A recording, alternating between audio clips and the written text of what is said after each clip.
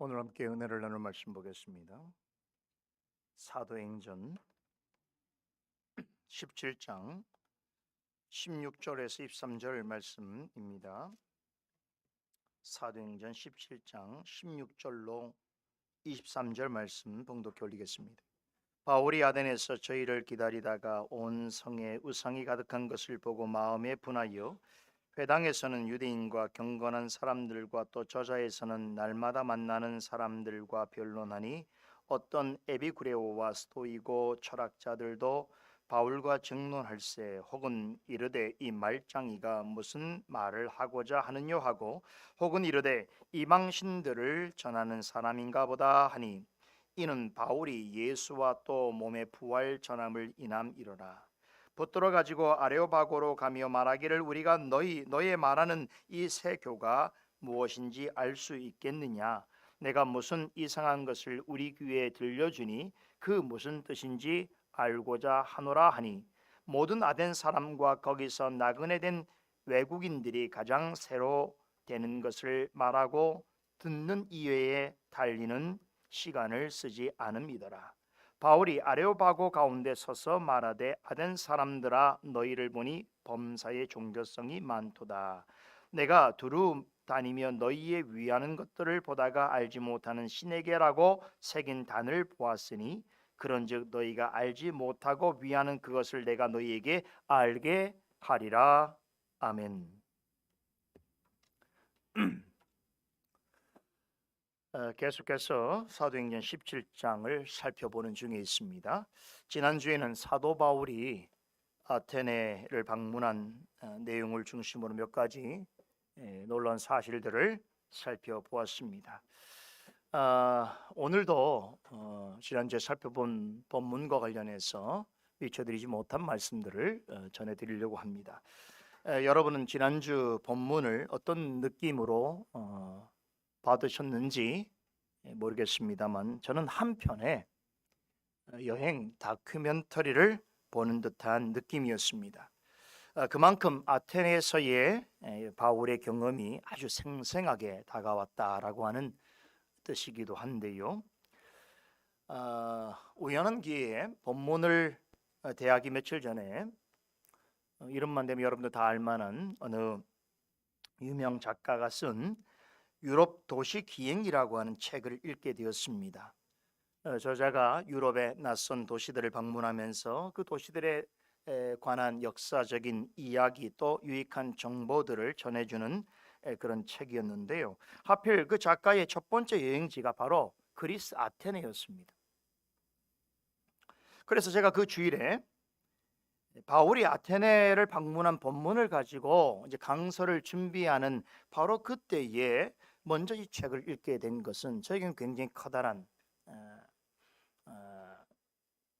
좋은 즐거움이었습니다. 읽는 이 오감과 상상력을 자극하게 하는 그 작가의 글솜씨 때문인지 모르겠습니다만 마치 제가 이 강서를 준비할 때에 아테네의 현지에 제가 있는 것 같은 그런 느낌이 들었습니다. 아테네를 방문한 그 바울 곁을 제가 쫓아다니면서 그가 행하는 일들, 그의 말하는 것들을 제가 지켜보고 있다는 느낌을 받을 정도로 본문이 매우 생생하게 다가왔습니다. 이 책을 쓴 글쓴이의 말을 인용해 보면 아테네에 있는 주요 유적지 또 건축물 이런 것들은요 2000년 전이나 지금이나 그 모습 그대로라고 이야기하더라고요. 지금도 아테네 중심부에 높이 솟아있는 아크로폴리스나 그곳에 세워진 파르테논 신전 등은 바울이 보았던 것과 동일하다는 것입니다. 그래서 만일 그럴 기회가 있을지 모르겠습니다만 제가 아테네를 방문할 기회가 주어진다면 지금 나누고 있는 사도행전의 말씀과 더불어서 바울을 많이 생각하면서 아마 그것을 탐방하지 않을까라고 하는 그런 생각을 하게 됩니다. 당시에도 그러했듯이 오늘날에도 아테네는 전 세계에서 몰려오는 많은 여행자들로 넘쳐나고 있다고 합니다. 하지만 바울은 여느 여행자들과는 전혀 다른 이유로 그곳을 찾았습니다. 여행자로서가 아니라 복음을 전하기 위해서입니다. 지난주에 설명드렸듯이 아테네는 고대 도시 중에서도 매우 독특한 곳입니다.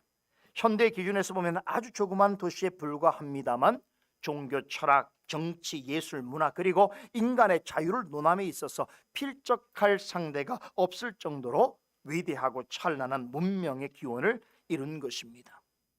인류 역사에 지대한 영향을 끼친 도시라고 하는 점에서도 지금도 많은 이들이 이곳을 가보고 싶어 합니다. 저도 마찬가지입니다.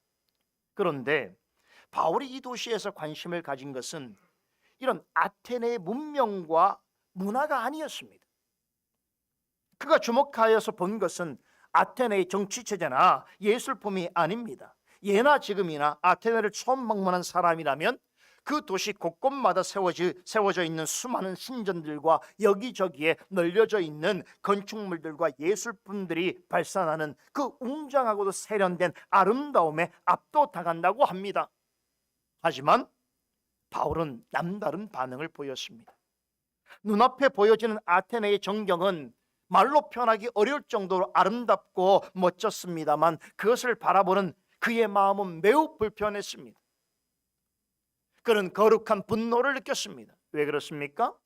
온 성이 우상으로 가득했기 때문입니다. 바울의 분노는 그가 예술적인 소양이 없거나 문화에 대한 이해가 부족해서가 아닙니다.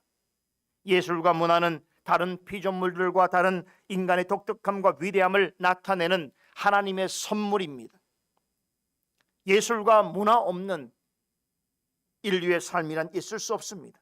그러나 바울이 아테네에서 목격한 거의 모든 건축물들과 예술품들은 인간 본의의 독특함과 위대함을 나타내는 무엇이라기보다는 우상 숭배라는 목적을 위해서 만들어진 것들이었습니다. 미학적으로는 너무나 멋지고 아름다운 예술품들이었지만 이것을 가능하게 한 동기와 그것을 붙들고 나아가게 하는 에너지의 근원은 모든 우상을 향한 열정에 있었던 것입니다. 그것이 웅장한 건물로, 위대한 회화와 조각품으로, 아름다운 음악과 춤으로, 볼 것 많은 화려한 절의 의식으로 나타났던 것입니다. 사람들은 이런 것들을 인간이 빚어낸 위대한 예술작품이요, 예술적인 문화행위라고 극찬합니다. 물론 그런 측면이 전혀 없다고는 할 수 없습니다만 바울의 평가는 남달랐습니다. 그는 영적인 눈으로 그런 예술 행위를 지배하고 있는 우상 숭배라고 하는 악의 실체에 주목했습니다.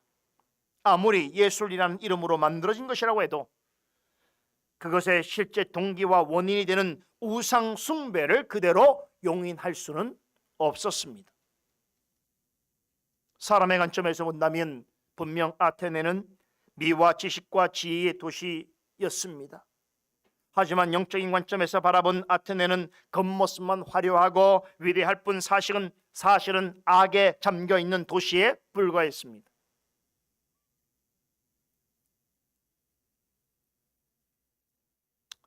만일 주님께서 오늘 우리가 살고 있는 우리의 도시를 바라보시면서 갖는 느낌이 아닐까 하는 생각을 갖습니다. 여러분, 이런 것들을 믿음의 눈으로 정직하게 바라보는 성도라고 한다면 마음에 탄식 어린 비탄이 나오지 않을 수 없는 것입니다. 아테네라는 그리스 여신의 이름에서 유래된 도시답게 우상과 우상 숭배로 가득 차 있었습니다. 아테네에서는 사람을 발견하는 것보다 신을 발견하기가 더 쉽다라고 한 로마 시인의 말처럼 아테네 전체는 거대한 하나의 신전과 같았습니다. 아테네인들은 다른 지역 사람들에 비해서 탁월한 예술적 감성과 창조성을 지니고 있었습니다. 이것은 분명 하나님으로부터 받은 선물입니다. 그러나 그들은 하나님께서 은사로 주신 능력을 우상을 숭배하고 그것을 위해서 우상을 제작하는 일에 활용하였습니다. 그리고 그것을 자랑했습니다. 그러므로 사람들의 주목을 끌고 많은 돈을 벌어들였습니다. 후일에 많은 사람들은 그것을 위대한 헬라 문화요 그리스 문명이라고 하면서 그것을 칭송했습니다. 그러나 바울은 사람들이 위대한 문화와 문명의 소산이라고 말하는 그것들 속에 숨어 있는 사탄의 괴계를 보았습니다.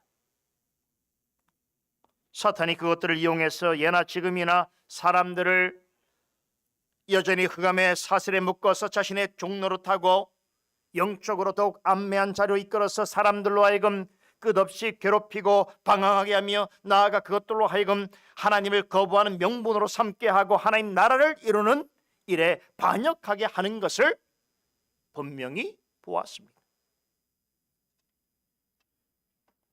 그러하기에 복음을 전하는 자로서 어찌 거룩한 분노를 갖지 않을 수 있었겠습니까?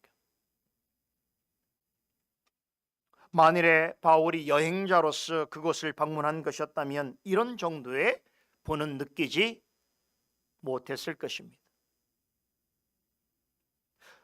복음을 전하러 간 발걸음이었기 때문에 영적으로 더욱 민감하고 섬세한 감정을 가지고 있었습니다. 아테네는 지금까지 방문해 보았던 어느 도시보다도 도처에 우상이 가득하였고 우상 숭배 문화가 지배적이었습니다. 겉으로는 대단히 화려하고 웅장하였지만 우상과 우상 숭배라고 하는 거세고 악한 탕류에 잠식당해 있었습니다. 그 배후에 사탄의 세력이 모든 것을 장악하고 있었습니다. 이것을 실제로 보게 된 바울은 속으로 크게 분노하지 않을 수 없었던 것입니다. 바울이 아테네에 머물 때에 우상과 관련된 일 말고 주목하게 된 또 다른 한 가지 대상이 있습니다. 그는 여러 학문들 중에서도 특별히 철학에 관심을 가졌습니다. 특별히 아테네에서 활동하고 있는 두 개의 철학 사조와 그것을 대변하는 철학자들로부터 아주 중요한 인상을 받았습니다. 바로 에피쿠로스 학파와 스토아 학파입니다. 당시 아테네에는 여러 종류의 철학 사조가 있었습니다. 그에 따라 많은 철학자들이 활동하고 있었습니다. 그럼에도 누가가 에피쿠로스와 스토아라고 하는 두 학파의 철학자들만을 언급하고 있다는 것은 무엇을 의미하는 것입니까? 사도 바울이 아테네에 입성하였을 때에 바로 이 두 종류의 철학 사조가 성행하고 있었다는 것을 말해주고 있습니다. 바울은 앞서 말한 우상 숭배자들과는 조금 다르게 이들을 바라보았습니다. 우상 숭배자들을 향해서는 마음의 분을 토로하였다면 철학자들과는 논쟁을 피하지 않았습니다.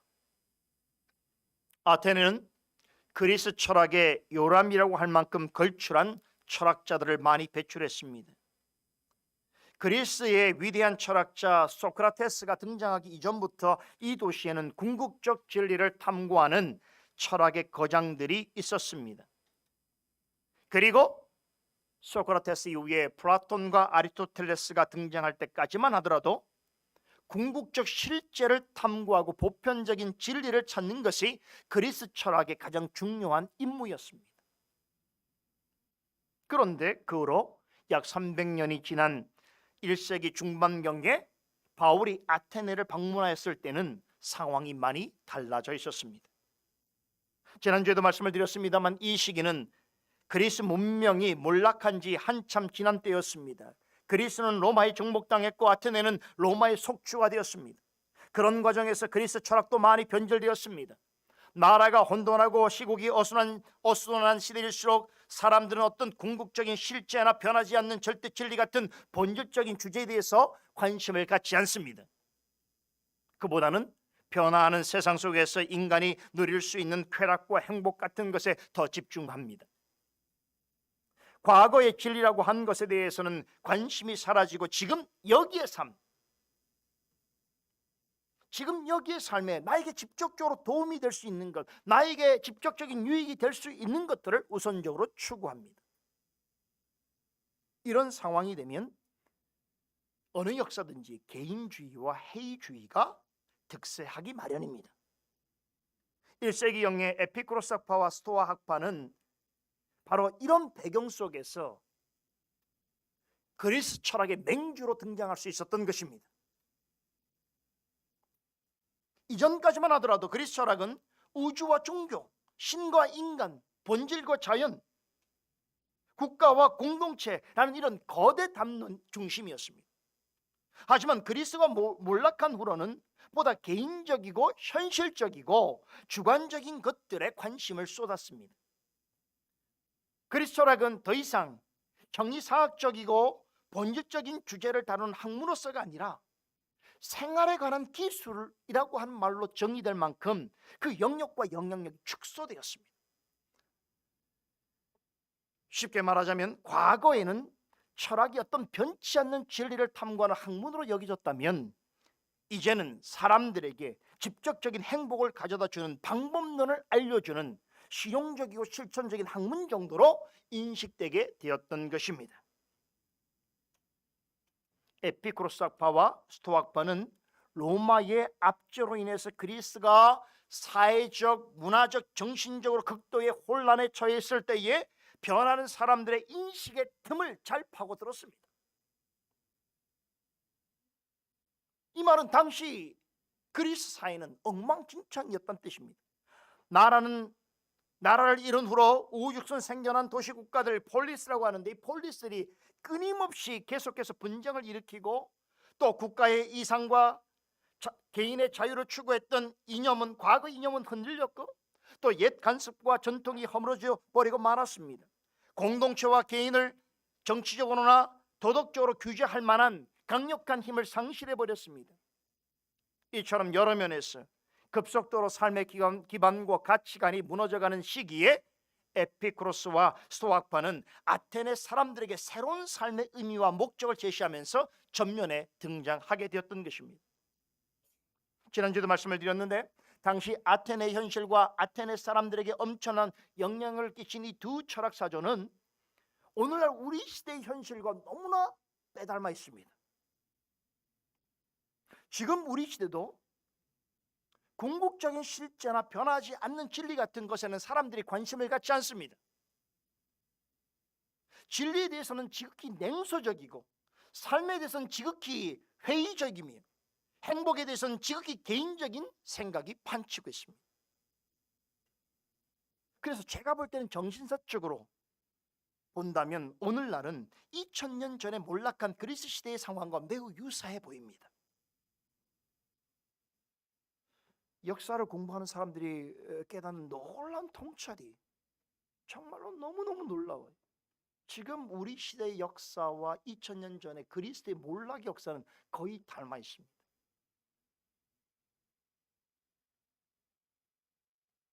그렇기 때문에 2000년 전에 에피쿠로스 학파와 스토아 학파가 주장했던 그 내용들이 2000년이 지난 지금 우리 시대에 먹혀들고 있다니까요. 에피쿠로스 학파와 스토아 학파에는 공통점이 있습니다. 궁극적인 진리에 대한 탐구라고 하는 본질적인 이 철학의 사명은 거의 포기하다시피 했습니다. 여러분, 지금 우리 시대의 이 철학과 사상도 그래요. 이제는 더 이상 어떤 변하지 않는 진리, 궁극적인 우주와 자연을 유지하는 어떤 실제라고 하는 것에 대한 관심은 없습니다. 갖지 않습니다. 현실적인 것이죠. 당장 먹고 마시고 사는 것들, 그죠? 그래서 여러분, 아무리 계속 세월이 지나가더라도 사람들은 어떤 정치 지도자를 뽑습니까? 경제를 살린다고 하면 뽑는 거예요. 어떤 수단과 방법을 사용하도 잘 먹게 하고 잘 살게 해준다 그러면 누구라도 표를 주는 거예요. 이게 2000년 전에 그리스의 폴리스대와 비슷하다니까요. 그래서 가장 영악한 사람들이 바로 정치가들입니다. 이런 시대의 흐름과 사람들의 생각을 잘 알기 때문에 어떻게 하면 표를 얻을 수 있을지 이룰 수 없는 이상을 제시하면서 그것을 자신의 권력을 유지하는 수단으로 삼는 것입니다. 다 공약이 돼버리는 거죠. 약속이 아니라 공약이 돼버리는 거죠.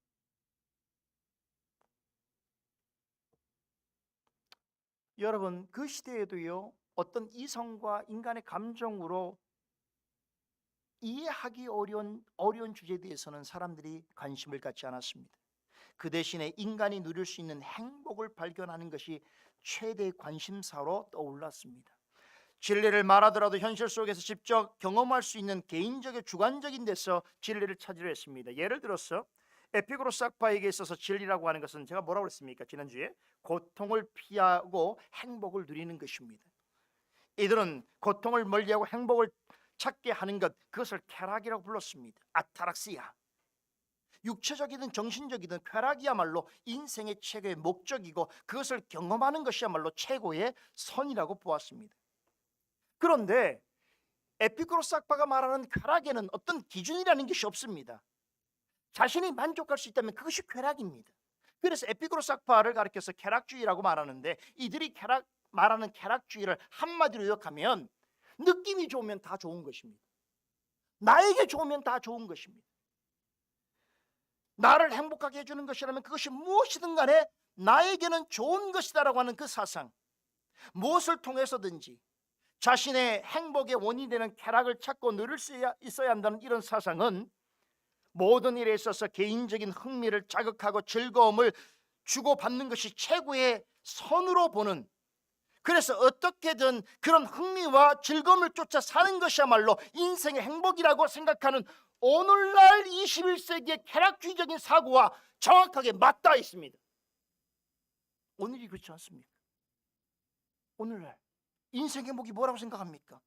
흥미와 즐거움을 누리는 거예요. 이게 인생을 사는 목적이에요. 육체를 통해서든 정신을 통해서든 그 속에서 쾌락을 찾고 그것으로 행복을 느끼려는 현대인의 마음속에 저는 2000년 전에 에피쿠로스의 학파의 피가 여전히 흐른다고 저는 생각합니다. 이에 비해서 스토아 학파는 에피쿠로스 학파보다는 좀 더 이성적이고 철학적인 사고를 가지고 윤리적으로 살아가는데 관심을 두었습니다. 다만 이들이 말하는 윤리적인 삶이란 우리가 알고 있는 도덕적인 삶을 의미하지 않습니다. 한마디로 운명을 지배하는 신을 따라 사는 것입니다. 그런데 이들이 말하는 운명을 지배하는 신이라고 하는 것은 우리가 성경을 통하여 알고 있는 하나님이 아닙니다. 우주 만물에 퍼져 있는, 또한 깃들어져 있는 로고스라고 하는 추상적이고 비인격적인 신적 존재입니다. 그래서 이 로고스를 자연, 양심, 운명, 섭리라고 하는 여러 가지 말로 표현할 수 있다고 말씀드렸습니다. 그런데 18세기 이후에 철학자들은 이 로고스를 이성이라고 부르기로 약속합니다. 그래서 스토아 학파의 영향을 받은 철학자들은 행복해지려거든 인간의 내면 속에 있는 이성의 가르침을 따라야 한다고 주장합니다. 이성적으로 생각하고 이성을 통해서 감정을 제어하고 이성에 따라 살면 행복이라고 하는 인생의 목적에 부합하는 삶을 살 수 있다라고 가르친 것입니다. 그런데 흥미로운 점은 이렇게 이성을 강조하면서도 앞서 언급했듯이 이 이성의 실체이자 신적 존재인 로고스가 모든 것에 내재해 있기 때문에 철저하게 로고스의 음성에 귀를 기울이면서 그것의 가르침을 따라 살아가게 될 때에 모든 근심과 염려로부터 자유로운 상태에 이르게 되는데, 이것이야말로 참된 인생의 행복이다. 이런 상태에, 이런 단계에 이르게 되는 사람은 그 자신이 내재해 있는 로고스의 신과 같은 존재적 삶을 살아갈 수 있다라고 하는 범신론적인 사상을 전하고 있습니다. 여러분, 쉽게 말하면 누구든지 석가모니 같은 부처 같은 사람이 될 수 있다는 것입니다. 석가모니처럼 우주와 내면, 자신의 내면 속에서 들리는 로고스의 가르침을 듣고 깨달으면 세상의 모든 고통과 번뇌로부터 벗어나서 해탈할 수 있다는 것입니다. 불교에서는 이런 가르침을 얻으면 누구나 부처가 될 수 있다라고 말합니다. 이게 스토아 사상이에요. 사람이 모든 고통과 근심의 근원이 되는 이 파토스라고 하는 아주 감정적 격정, 이것을 이성으로 잘 억누르고 어떤 외부로부터 오는 그런 자신의 행복을 지켜낼 수 있다면 그런 사람은 로고스의 가르침대로 사는 신적 존재와 같은 사람입니다. 그렇기 때문에 스토아 학파에서는 구원을 말할 때에 결코 어떤 교리를 믿거나 어떤 특정한 신을 믿어서는 구원을 얻을 수 없다고 가르칩니다. 어떻게 믿어요? 우리 인간이 우주의 일부인 것처럼, 자연의 부분인 것처럼 그 속에 숨겨져 있는 로고스의 음성을 듣고 자연을 따라 사는 것이에요. 양심을 따라 사는 것이에요. 또한 자신의 내면 속에 숨겨져 있는 로고스의 음성을 따라 사는 것입니다. 이렇게 살다 보면 세상의 염려와 마음의 번뇌로부터 평정심을 유지하게 되고, 또 그 일을 위해서는 마음의 덕을 쌓는 일을 집중해야 한다는 것입니다. 그래서 스토아 철학자들은 이것이 인생의 최고 행복이고 종교가 추구해야 할 목적으로 보았습니다. 여러분, 놀랍지 않습니까? 이 스토아 학파의 가르침이 오늘날 도처에 팽배해 있습니다. 여러분들이 그걸 구별해 내지 못했을 뿐이지, 이게 다 스토아 학파적인 생각들을 우리가 지금 하고 있는 거예요. 제가 봤으면 동양 종교, 동양 철학 속에 이런 사상이 발견되지요. 자연의 음성을 듣고 자연을 따라 살아가는 것, 또 우리 시대에 엄청난 영향을 끼치고 있는 실존주의라는 철학, 포스트 모더니즘이라는 철학, 무엇입니까? 너의 실존에 관심을 가져라. 너의 실존 속에서 울려나는 그 음성을 따라 그것을 듣고 살아라, 이거란 말이에요. 그럼 어떻게 살아요? 기존에 있는 질서와 권위와 이런 것들은 너를 억압하는 것뿐이고, 어떻습니까? 내 마음속에 원하는, 내가 행복으로 누리고 싶어하는 그것을 따라 사는 것이 실존이라는 거예요. 또 어떤 사람들은 모든 정욕과 물욕으로부터 해방하는 것을 진정한 행복이라고 하고, 또 어느 곳에서는 신적인 존재와 또 신적인 흔적을 어디서든 찾을 수 있다고 말하는 사람들이 있는가 하면, 인간의 우주와 자연과 인간의 하나됨, 이런 것들을 뭐라고 합니까? 무라일체라고 말하지 않습니까? 인간과 우주가 하나다, 이런 것들을 강조하는 종교나 신비주의가 얼마나 많습니까? 이게 다 스토아 학파의 그림자가 드리워져 있는 것입니다. 놀랍지요? 다시 말하지만 에피쿠로스와 스토아 사상은 2000년 전에 아테네에만 존재했던 철학이 아닙니다. 다양한 형태로 모든 시대에 항상 있어 왔습니다. 그리고 언제나 많은 사람들에게 관심과 주목을 받아왔습니다. 바울 시대의 복음이 동일하게 지금 우리 곁에 있듯이 옛날에 세상을 장악했던 철학도 이름과 모양만 달리할 뿐 여전히 우리 시대에 만연해 있다는 것입니다.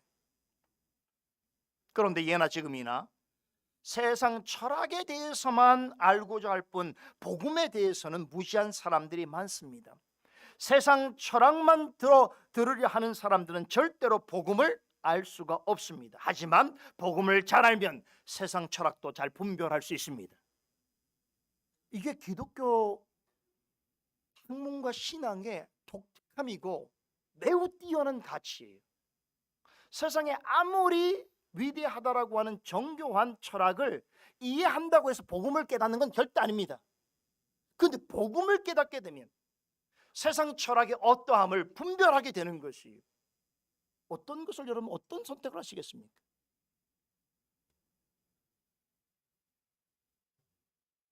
복음 위에 바르게 서 있는 사람은 시대 정신을 지배하는 철학 앞에서도 주눅들거나 흔들리지 않습니다. 여러분들처럼요. 지금 우리 시대에 유행하고 있는 철학사조는 에피쿠로스와 스토아파처럼 그 대부분은 아주 비기독교적인 철학의 기반 위에 있습니다. 그리스도인으로서 그것들에 대해서 공감할 수는 없지만 그것들과의 싸움은 피할 수 없는 것입니다. 왜 그렇습니까? 우리의 주변에 있는 모든 이념과 사상들이 에피쿠로스나 스토아파처럼 비기독교적인 사상을 근거로 하고 있기 때문에 우리는 그들과는 만나지 않을 수는 없지만, 만나야만 되지만, 그러나 그들과의 싸움은 또한 피할 수가 없는 것입니다. 여러분과 저에게 항상 일어나는 일이고 언제 어디서나 일어날 수 있는 일입니다. 그럴 때 여러분은 그 싸움에 어떻게 맞서겠습니까? 아테네에서 보여준 바울의 태도를 주목해야 될 이유가 여기 있습니다. 우리에게 매우 실제적인 중요한 교훈을 제시해주고 있습니다. 바울은 아테네 곳곳을 돌아다니면서 거기에 있는 그리스 문명의 찬란한 유물들을 보았습니다. 바울 역시 그것들을 보고 무척 놀랐을 것입니다. 야, 이 헬라니즘이라고 하는 문명이 참 대단한 인류의 문화와 문명을 이루었구나. 그도 그걸 깨달았을 것입니다. 어디서 볼 수 없는 것들을 봤기 때문이지.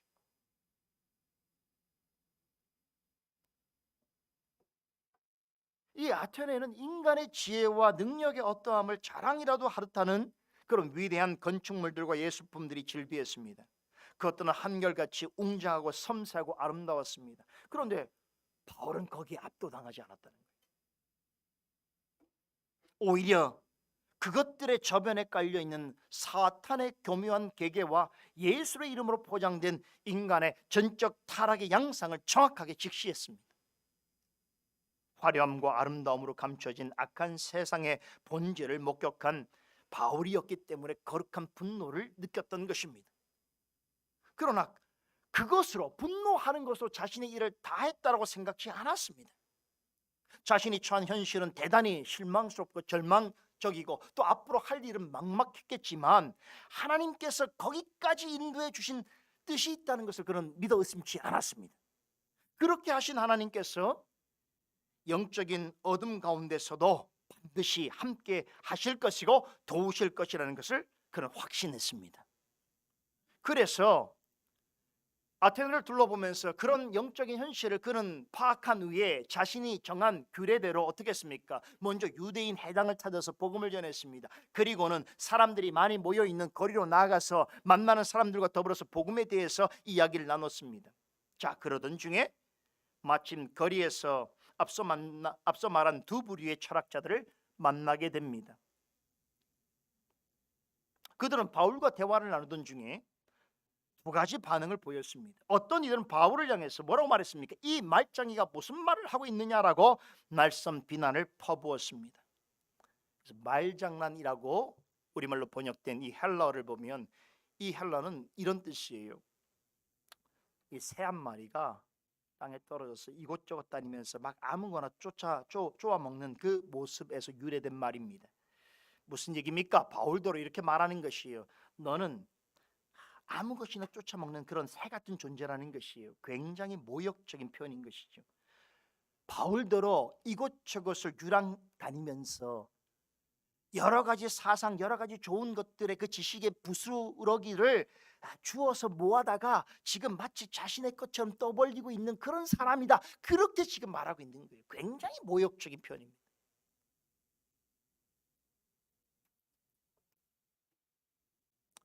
조롱과 경멸을 하고 있는 것입니다. 여러분, 그래도 그럴 수 있는 것이 일단 외모 면에서 그는 많이 딸렸어요. 점수받기 되게 어려워요. 그 뭐 외모에서 뭐 철학자다운 어떤 위풍이 좀 드러나면 좋을 텐데 바울은 그렇지 않아요. 그 바울의 행세가 더군다나 여정 중에 있었고요. 또 도망 나오지 않았습니까? 이런 중에 있는 그의 모습이 어떻겠습니까? 행색이 매우 초라했을 것이고 볼품없었을 것입니다. 그런 사람이 유서 깊고 화려한 아테네까지 들어와서 그 거리를 돌아다니면서 연설을 하고 사람들을 가르친다고 하니 아테네에서 지식의 선점권을 가졌다고 생각하는 철학자들 입장에서는 정말 기분 나쁜 일이 아닐 수 없는 것이죠. 그렇죠. 그런데요, 그들이 바울에 대해서 이렇게 대놓고 부정적인 반응을 보인 진짜 이유는 따로 있었습니다. 그것은 바로 바울이 전한 복음 때문입니다.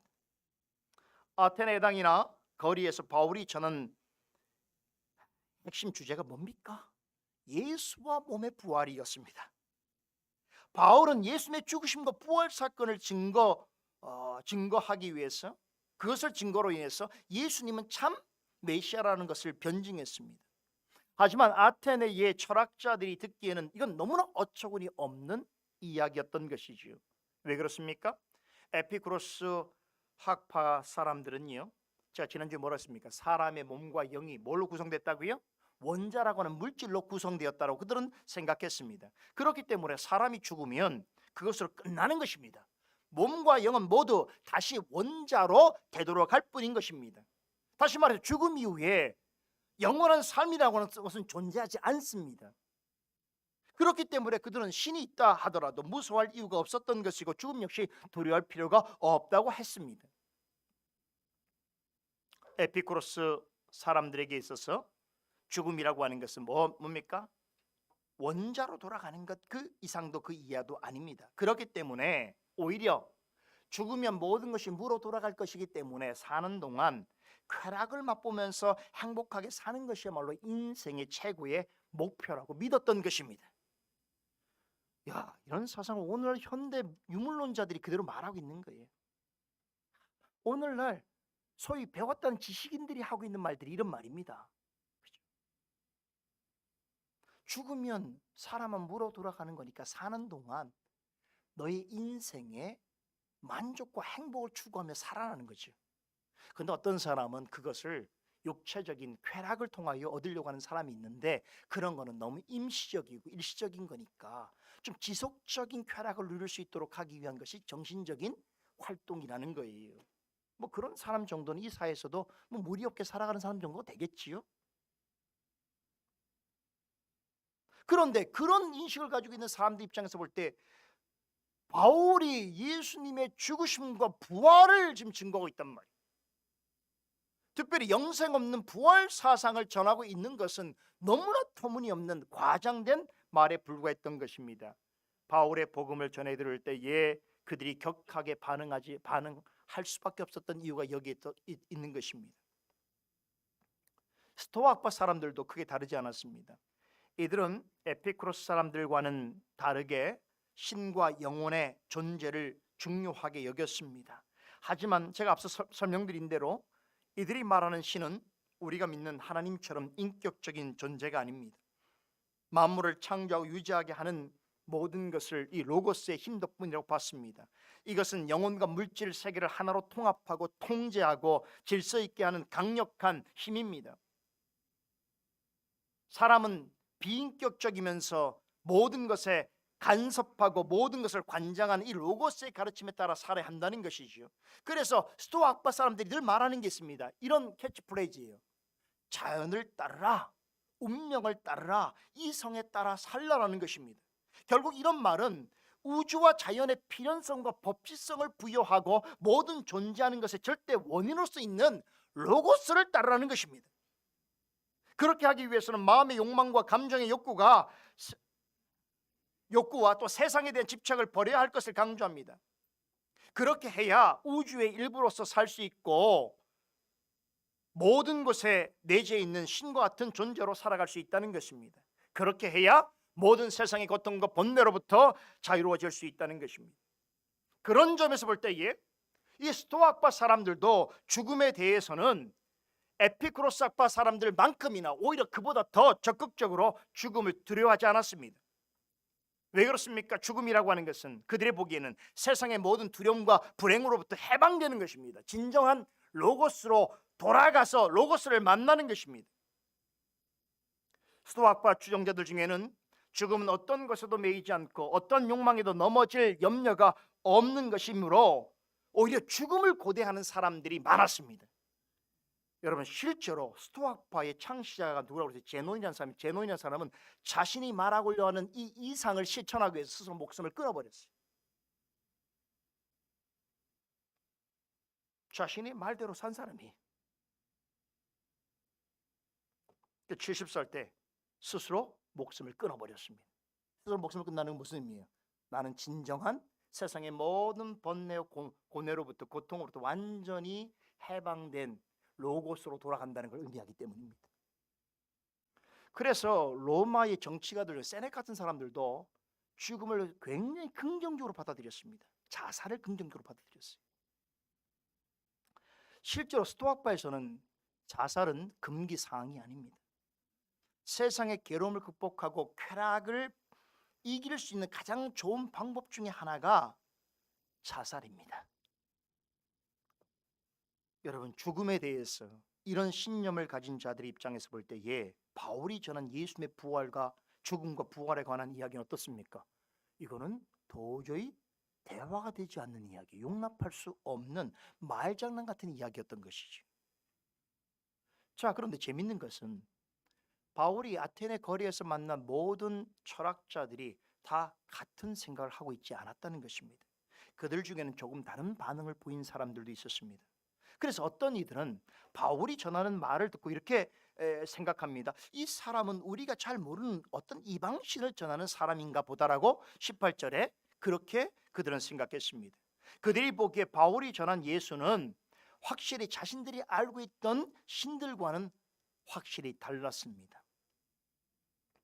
그들은 바울이 예수라고 하는 새로운 신, 신종신을 자신들에게 소개하는 것으로 이해했습니다. 자, 그런데 본문 18절을 보게 되면 바울이 예수만 전한 것이 아니라 복수의 신들을 전하는 사람들인가 하고 생각했다고 전합니다. 무슨 뜻입니까? 이들이 보기에 바울이 예수라고 하는 단독적인 신만 소개하는 것이 아니라 복수의 신을 자신에게 소개했다는 거, 자신에게 소개했다는 거, 그러니까 관심이 있었던 거예요. 이 사람들도 우리처럼 신적 존재를 추구하는 사람들이구나. 우리가 과거에 들어보지 못했던 신적 존재에 관해서 이야기하는 거라면 한 번쯤은 들어봐야 될 필요가 있지 않겠는가 생각했다는 거예요. 그럼 왜 복수로 말했냐면, 여러분 여기 보면 예수도 남신, 예수는 남신이고 부활이라고 하는 이름을 가지고 있는 여신이 있을 수 있다는 거죠. 그래서 이들은 신들이라고 하는 말로 표현한 것입니다.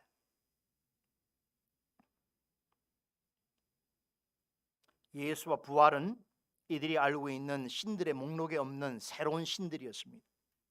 바울이 아테네 거리에서 만난 철학자들 중에는 그를 말장이라고 경멸한 사람들도 있었지만, 이렇게 바울이 전한 말에 어떤 지적이고 종교적인 호기심을 갖는 사람들도 있었습니다.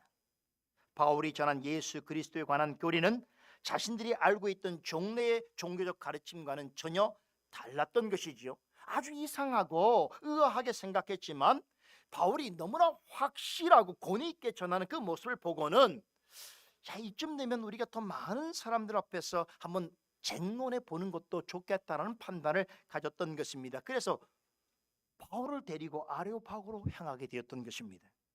가는 도중에 바울에게 그 이유를 설명해 주죠.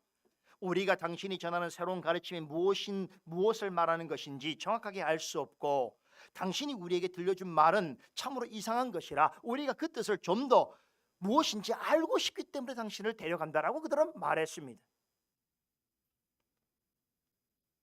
여기서 우리가 한 가지 생각해 볼 수 있는 것은 일부 아테네 철학자들에게 있어서는 좀 남다른 면이 있습니다. 모두가 다 그런 것은 아니지만 이 중에는 아까 말씀드린 것처럼 바울을 향해서 말장이 세대가리란 말이에요. 그렇죠? 막 이렇게 경멸적인 어조로 그를 비난했던 사람도 있지만, 그 중에는 다른 종교와 신앙에 대해서 어떤 열려 있는 마음을 가진 철학자들도 있었던 것이겠지요.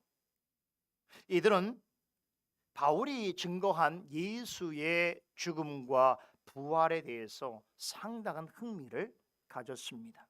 왜냐하면 새롭고 낯선 교리라고 판단했기 때문입니다.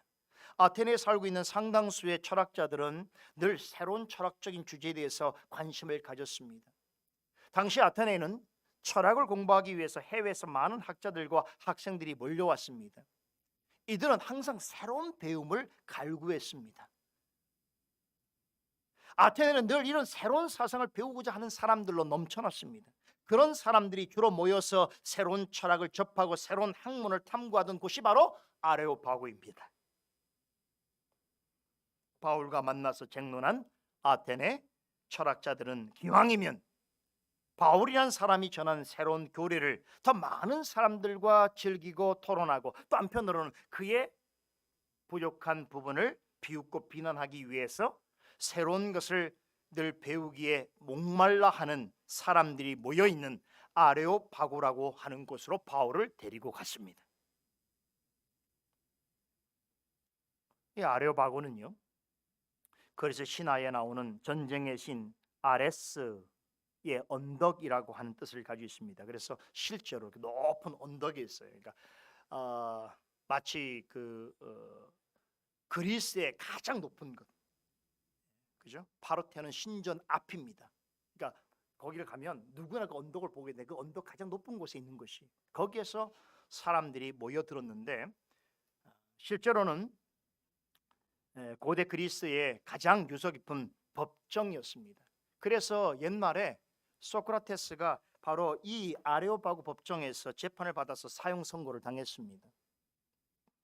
오늘날로 말하면 그리스의 대법원 같은 것입니다. 실제로 그리스에서는 대법원을 아레오파고라고 부른다고 합니다. 자, 그런데 바울은 여기 죄수로 잡혀간 건 아니지요. 전통적으로 이곳에서는 많은 철학자들과 정치인들이 모여서 함께 정치와 종교와 철학에 대해서 의견을 나누고 논의하는 장소로도 활용되었습니다. 이곳에 드디어 바울이 서게 되었던 것입니다. 아레오파고는 이 그리스에 있어서는 어떤 지식에 있어서 심장부입니다.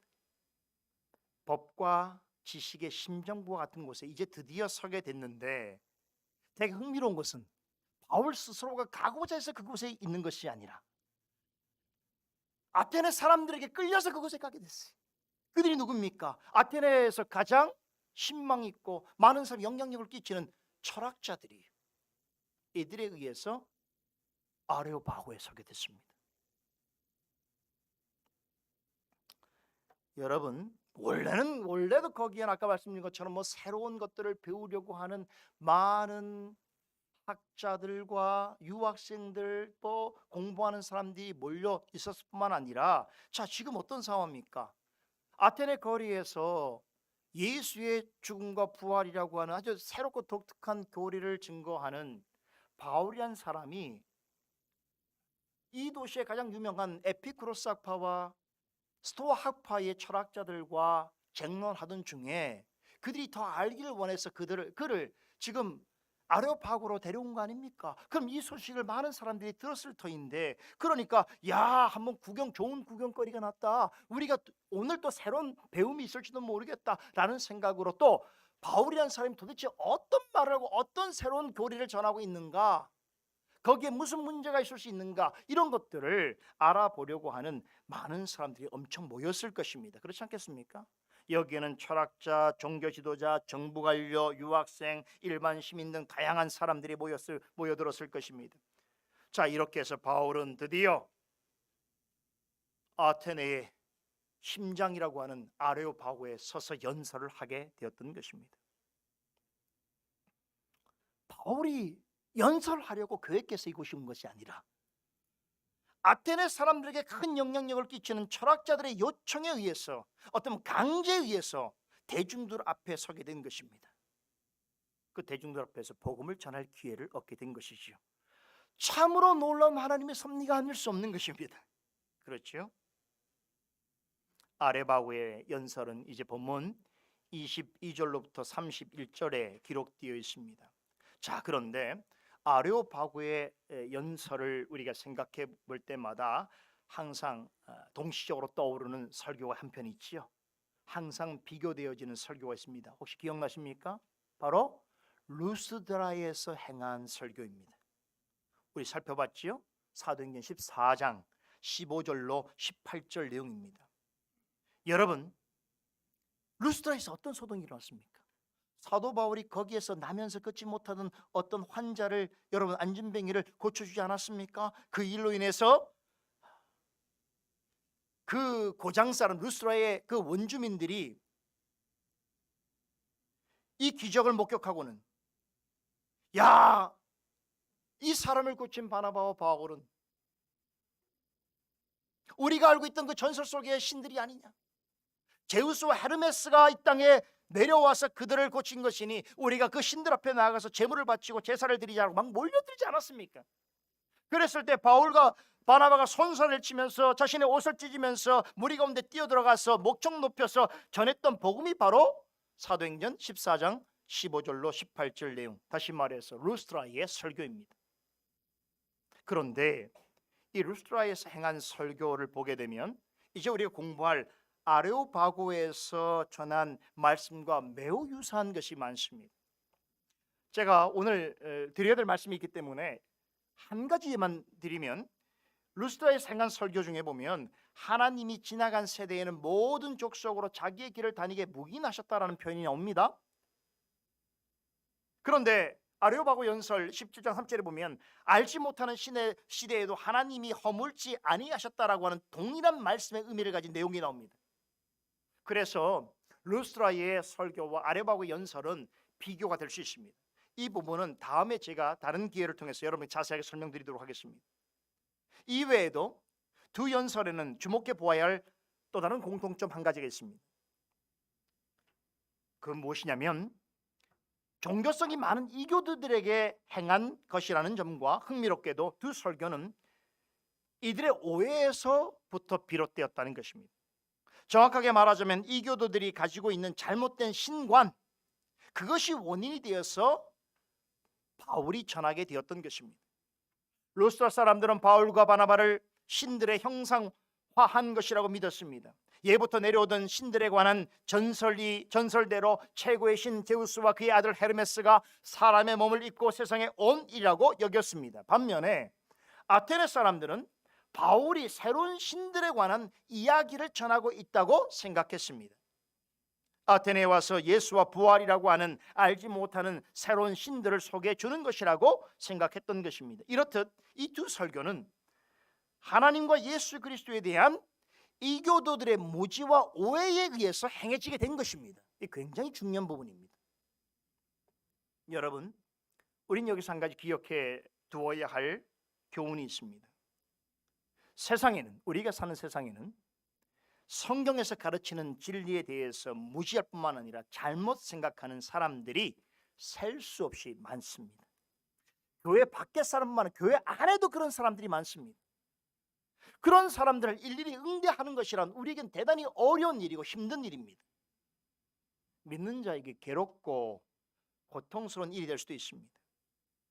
그런데 이것을 다르게 생각해 보면 그런 사람들이 있기 때문에 우리가 계속해서 복음을 전하고 진리를 변증할 수 있는 기회가 우리에게 주어지는 것입니다. 그렇지 않습니까? 여러분, 초대교회 때 작성되었던 대부분의 정통신학과 교리는요, 말씀을 혼잡게 하는 이들을 향해서 진리를 변화하고 진리를 가지고 변증하는 과정에서 생겨났습니다.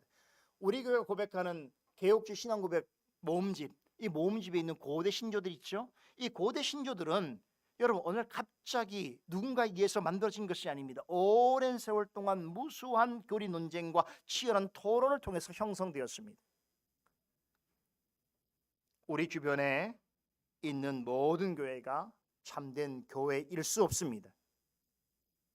믿는 자라고 해서 모두가 바른 성도일 수 없습니다.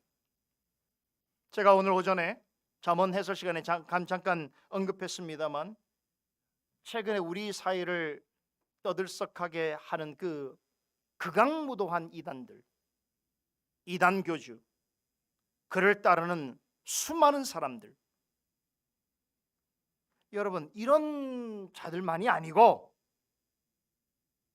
이런 사람들을, 이런 정말 악랄하고 극악무도한 자들은 우리가 차치하더라도 어떤 선한 열심과 열정을 가지고 있으면서 뭔가 제대로 믿어보기 위해서 애를 쓰고 있지만 여전히 무지와 오해 가운데서 잘못된 신앙을 가진 사람들도 많다는 것이에요. 그렇지 않습니까? 그런 사람들이 자신이 믿는 바가 잘못됐다고 하면 그곳에 있지 않겠지요. 그런데 그렇지 않으니까 그런 곳에 머물러 있는 것이에요. 거기서 열심을 다하고 있는 거예요. 순전한 순종을 한다고 믿고 있단 말이에요.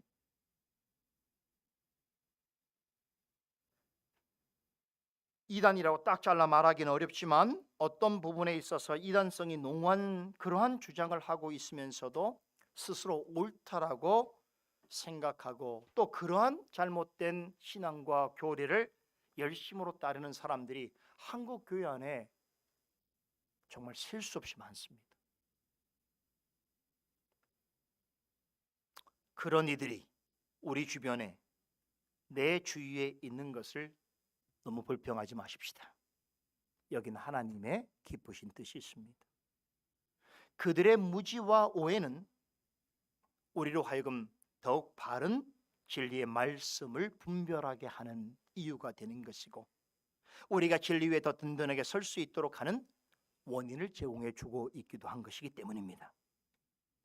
이 교도들의 오해와 도전이 없었다면 루스드라 설교와 아레오바고의 연설은 탄생하지 못했을 것입니다. 하나님께서 잘못된 신앙을 가진 자들을 어느 때까지 우리 사회와 우리 교회 안에 그리고 우리 곁에 두시는 하나님의 기쁘신 뜻을 말씀을 통해서 깊이 상고할 수 있어야 합니다. 그러면 오늘날처럼 거짓 선생과 거짓 교리가 횡행하는 시대 가운데서도 이것이 우리에게 믿는 자에게 불평과 원망이 아니라 오히려 하나님께 감사와 찬송을 돌려드릴 만한 이유로 되는 것입니다. 자, 이제 드디어 아레오바고 설교를 살펴볼 시간이 됐습니다. 이제 남은 시간에는 아레오파고 연설의 그 앞부분에 대해서 여러분에게 말씀드리려고 합니다. 남은 부분은 다음 주에 연이어서 강설해 드리도록 하겠습니다. 바울은 이제 홀로 아레오파고의 연설대 위에 올라섰습니다. 그 앞에는 아테네의 많은 시민들이 모여 있었습니다. 그 중에는 말씀드린 대로 아테네의 유명한 철학자들과 사상가들뿐만 아니라 정치가, 종교인, 공직자, 대학생, 유학생, 일반인까지 다양한 부류의 사람들이 모여 있었을 것입니다.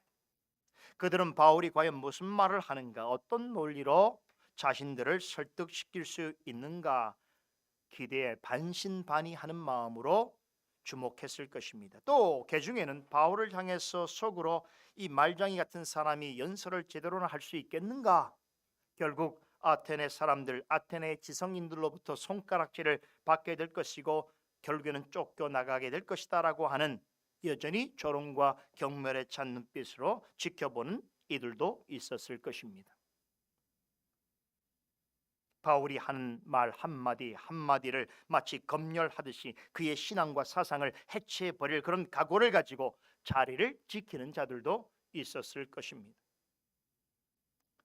바울은 설교를 초청받은 것이 아닙니다. 철학자들의 생각에 들어보니 희한하고 이상한 이야기인데 아테네의 지성인들, 이 집단 지성 앞에서 어디 한번 너희의 주장하는 바를 설득해 보라라고 하는 의도에서 마치 그를 사자우리에 던져놓듯 하는 태도로 만들어진 자리입니다.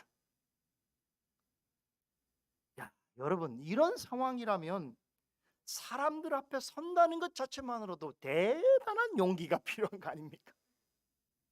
자신이 원하는 일이 아니, 준비된 대본도 없어요. 그 내노라는 아테네의 지성인들 앞에서 여러분 지금 연설을 해야 되는 상황. 더 어려운 것은 이 자리에서 무슨 말을 해야 되겠습니까? 복음을 전해야 하는 것이. 지금 이런 사람들 앞에서 어떻게 복음을 내가 전할 수 있을까? 여러분, 보통 사람으로는 상상하기 어려운 상황입니다. 어떤 사람들은 바울이 다른 사람과 늘 논쟁하고 변론하기를 좋아하는 그런 스타일이었다, 이렇게 말하는 이들이 있습니다. 바울이 웬만하면 이런 일을 피하지 않았던 까닭에 그런 인상을 받게 될 수도 있겠습니다만 사실 바울은 논쟁과 변론을 그다지 좋아하지 않았습니다. 그의 영적 아들 디모데에게 보내는 편지에서 그런 생각을 여러 차례 고백합니다. 디모데후서 2장 23절을 보면 어리석고 무식한 변론을 피하라고 당부합니다. 디모데전서 6장 4절에서는 변론과 언쟁을 좋아하는 사람을 교만하고 어리석은 자라고 말합니다. 또 디도에게 보내는 편지에서도 어리석은 변론과 족보 이야기와 분쟁과 율법에 대한 다툼을 피하라. 이것은 무익한 것이며 헛된 것이라고 강조합니다. 바울이 다른 사람들과 언쟁하기를 좋아하고 쟁론하기를 좋아했다는 것은 그야말로 억측입니다. 근거 없는 소리입니다. 그는 어리석고 교만한 사람들과의 변론과 다툼이 얼마나 무익하고 경건에 도움이 되지 않는가를 너무나 잘 알고 있었습니다. 그렇기 때문에 그의 영적 아들 디모데와 디도와 같은 후배 목회자들에게 뭐라고 강조합니까? 될 수 있는 한 그것들을 피하라라고 권면했던 것입니다. 그럼에도 아레오파고에서의 연설은 거부하지 않았습니다. 약간은 경멸적인 분위기에서 강요당하는 느낌을 받는 자리였음에도 흔쾌히 받아들였습니다. 왜 그랬을까요? 제가 지금 답변 드리지 않겠습니다. 여러분이 앞으로 같이 공부하게 될 아레오파고의 연설 안에 답이 있습니다. 이것을 잘 듣고 이해하신다면 스스로 답을 찾을 수 있을 것입니다. 본문 22절과 23절을 봅니다.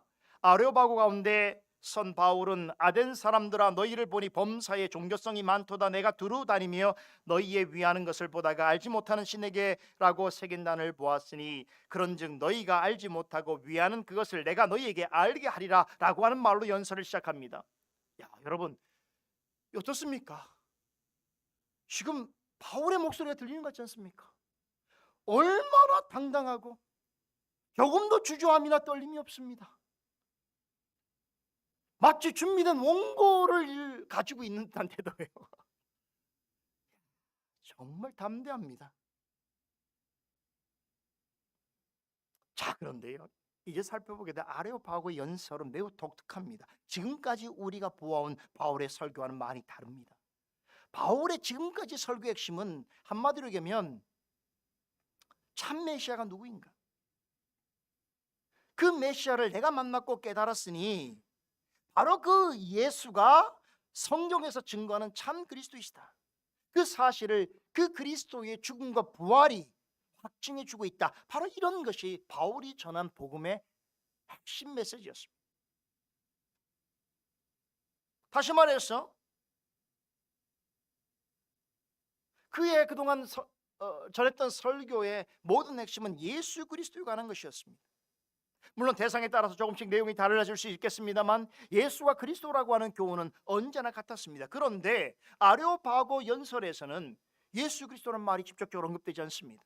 뿐만 아니라 예수가 참 메시아라고 하는 것을 구체적으로 입증하는 설명도 없습니다. 그래서 저는 사실 눈치채신 분들이 있는지 모르겠습니다만 제가 설교라고 말하지 않고 계속 연설이라고 말하는 거예요. 그렇죠? 눈치채셨습니까? 대단합니다. 자, 이 연설은 그리스도를 전혀 모르는 이교도들을 대상으로 하고 있습니다. 세속적인 철학에 근거해서 생각하고 살아가는 이들을 향해서 전하는 것입니다.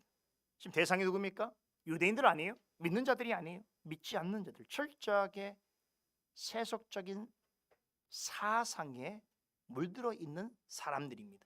이교도들입니다. 자, 그럼에도 그의 연설 내용을 보게 되면 그리스도의 복음이 잘 녹아져 있습니다.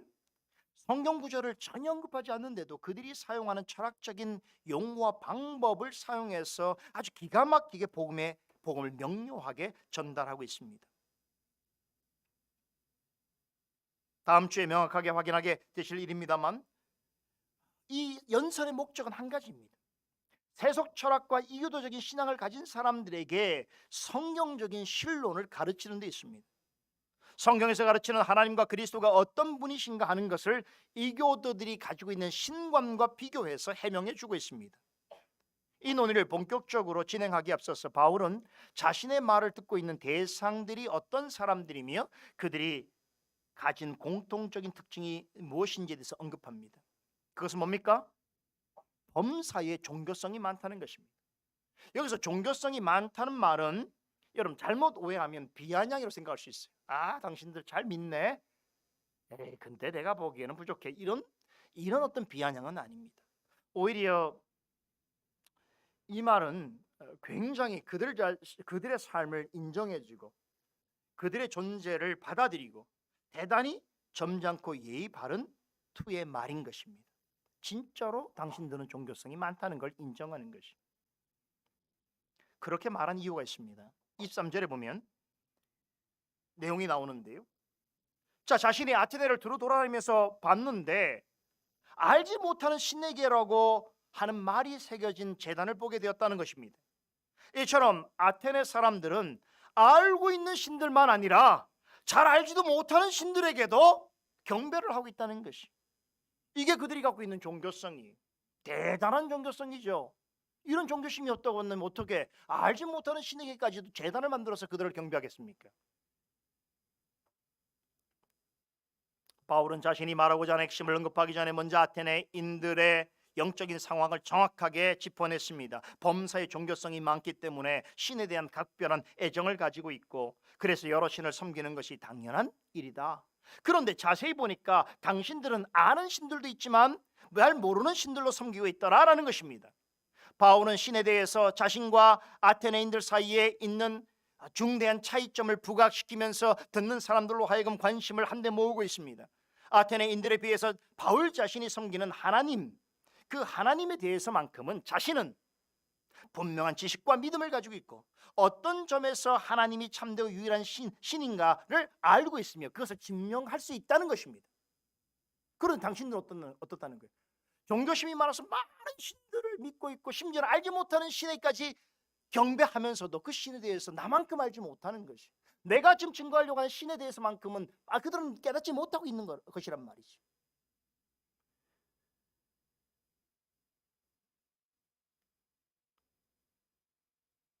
여러분, 그래서 그 사실을 뭘로 말해주는 건가? 아테네 도처에 있는 알지 못하는 신에게라고 새겨진 제단, 그것이 바로 그들의 영적인 상황과 영적 무지를 알려주는 빙산의 일각에 불과한 것입니다.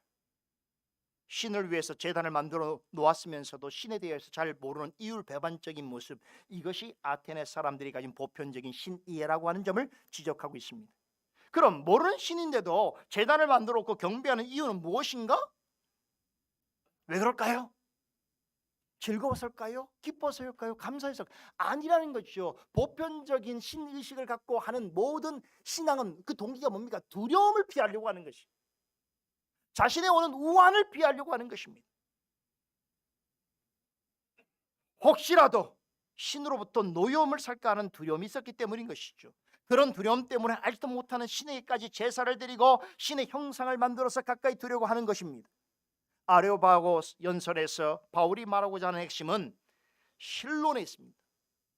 신에 관한 이야기를 하는 것입니다. 즉 어떤 신이 참된 신인가를 증명해 보겠다는 것입니다. 아테네는 사람보다 신들이 많고, 아테네 사람들은 범사의 종교성이 많아서 많은 신들을 가지고 있습니다. 스토아 학파 사람들은 뭐라고 그랬습니까? 누구든지 무엇이든지 다 신이 될 수 있다 했죠. 로고스의 정신을 따라 살면 그도 로고스에 동참하는 신적 존재가 될 수 있다고 말했단 말이에요. 그렇다고 한다면 실제로 아테네 사람들이 믿는 신은 그야말로 기하학적으로, 기하급수로 많습니다. 다시 말해서 셀 수 없이 많은 신을 가지고 있는 것이에요. 내 자신도 신이 될 수 있고, 죽은 자도 신이 될 수 있고, 무생물도 신이 될 수 있는 것이.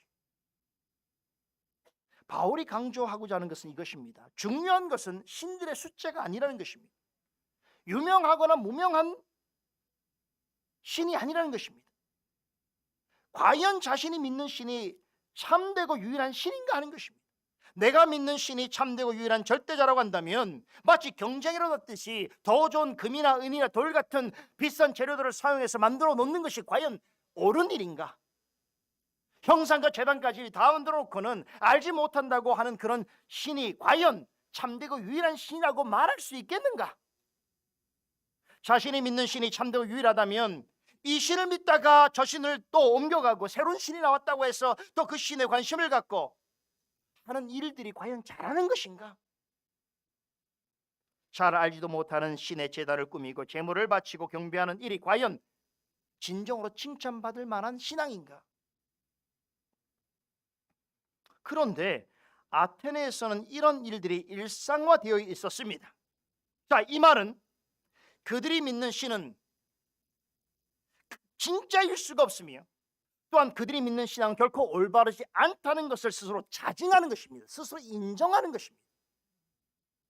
참되고 유일한 신을 믿는 신앙이라면 이럴 수 없다는 걸 좀 설명해 주는 거예요.